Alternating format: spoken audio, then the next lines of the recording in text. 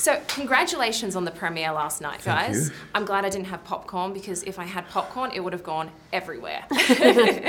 Now, Jason, you read Stephen King's Pet Sematary years ago, but how did reading it as a parent affect you differently? Yeah, I mean, you put it down, you stop at certain parts because it's really upsetting. Like, it's really upsetting. You know, and King, his genius is the ability just to draw you in slowly and make you feel at ease. And then it gets deeper. And you know, I was surprised by the sexuality that he had, which is another way of just opening you up with his intimacy, this couple, of his relationship with his child. And so I was very disturbed. It's very disturbing. You find yourself, I got to that point where I said, you know what, I'm asking the question. What would I do? And that's all you need to do to enjoy his book and enjoy this film. If you can get to that point of what would I do, Yes, then he's got you. You're in. It plays on the two strongest Plays on it really well. emotions, that love. Without overdoing it, because you can't. It's too heavy. Yes. So Jeté, congratulations on an incredible performance. Thank you. Now, what's interesting is you actually play two different characters. You've got human Ellie and undead Ellie. So how challenging was that? It was really cool. I guess like I got to play like really sweet and really like curious, but I also got to play like very like dark and mysterious. So it's really cool to play both and get like in her head, I guess, and put myself in her shoes for both undead Ellie and alive Ellie. Congratulations on the premiere last night at South by Southwest. How did your film Starry Eyes, that also premiered at South by Southwest in 2014, lead you to directing your version of Pet Sematary?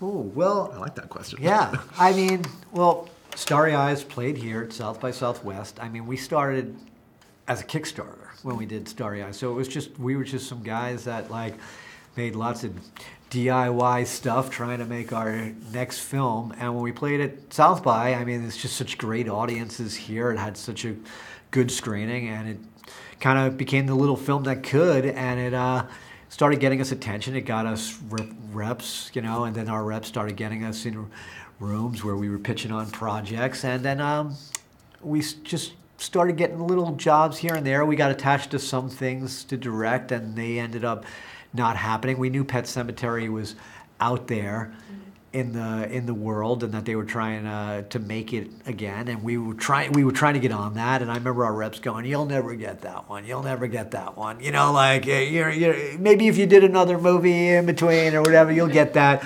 And but we kept getting other jobs that were showing that maybe we were, you know, worth the gamble. And then like, and Pet Sematary had already, I think, had a director, and that director fell through, and the projects that we were attached to didn't go, and suddenly like the stars were all kind of aligning, and like, and we now were able to get in on a meeting on that. But it wasn't easy because, again, our movie before that was so much smaller. We did have to go on series of meetings to meet everybody up the chain, but eventually like they just came down to them liking our vision, and they all watched Starry Eyes, they liked Starry Eyes, and here we are.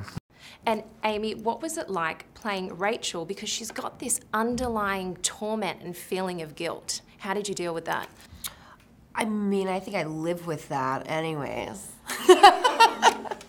No, I mean I like just Everybody in Florida I get does. dark real quick. I get dark real quick. Yes. I promise I won't cry. I mean that's the thing that's really interesting to me is having lost somebody, that like all of the emotions that Stephen King was touching on in the novel and what she's gone through in terms of losing some like losing her sister, or also taking care of somebody that's been ill, which I have.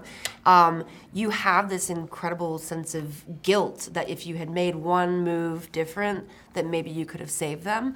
But I strongly identified with her character, and yeah, I mean, and then also really enjoying like sort of like breaking the brain open that like the person that you love the most is now back from the dead. And her being an interior designer. And also, yeah, let's talk about her interior design work. We used to joke on Tony. Did the special effects makeup help you get into character for Undead Ellie? Yeah, the makeup was really cool. put like spidery veins on all over me, and it was really cool to like see how the makeup artist did it. How long did that process take? I think like 2 hours. The makeup artists were really cool. What was it like working with the great John Lithgow?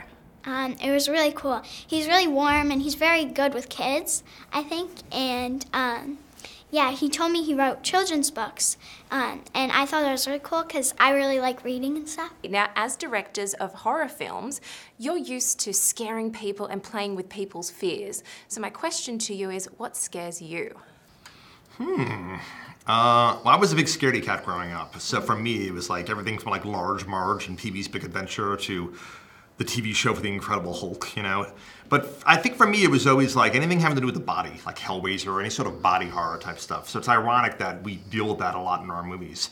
And I really think that's what it is. I think you have to embrace what scares you and then try to turn it on other people, you know? So that adrenaline is exciting, you know? But we're at a point now where I think Kevin and I have seen so many damn horror movies that it's tough to scare us. So we're always like elated and shocked when we show people movies like this and they're frightened by it. We're like, oh wow, it worked. Okay, so we're good at scaring people because it's so hard to scare us at this point, you know? Yeah. Real life scares me. Yeah, exactly. You know what? Taxes. Yeah. Yes. I was just thinking that too. I was going to say Tax season taxes. Yeah. So my question to you guys is, what scares you the most? It's funny, when you have children, you know, something happens to you. You just, you know, there's you know, a piece of you is wandering out there uncontrollable, and you don't want to over-control it either. So somewhere in that space, I don't know what it is probably what now confuses, you know, the most.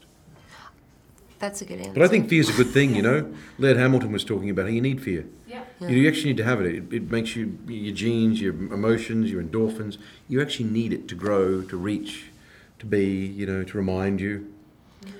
I think the what they captured in the film is actually one of my fears is somebody that you know and love very deeply, not being able to access them and looking into their eyes and seeing that like they're not there anymore. It's like when I come into the house and he's like is holding Gage and not like engaging with me, you know.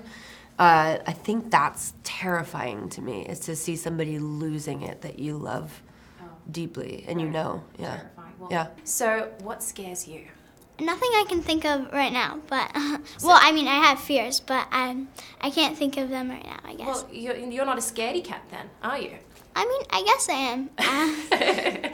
Well, speaking of scaredy cat, what was it like working with a scary cat? It was really cool. The cats were really sweet at some moments, and then they would get really angry, and I think, like, when you, like, they would do, like, they would say, stare at them, or something, and they would, like, and it was really funny because, like, if you, like, they got really into character, I guess, and it was really funny because they would, if you, like, tried to pet them then, they'd be, like, very into character, and they'd be like, no. Oh, and it was wow. really funny. But after they would be, like, really chill and be like, pet me. Speaking of being a scaredy cat, I heard the cat had a makeup artist and stand-in. So what was it like working with a scary cat? Oh, the cats were great. I mean, they were treated like royalty. You know, they had their whole own village on set where they hung out. And they had like this, you know, cat tree stuff set up that they could play around on. Yeah. They got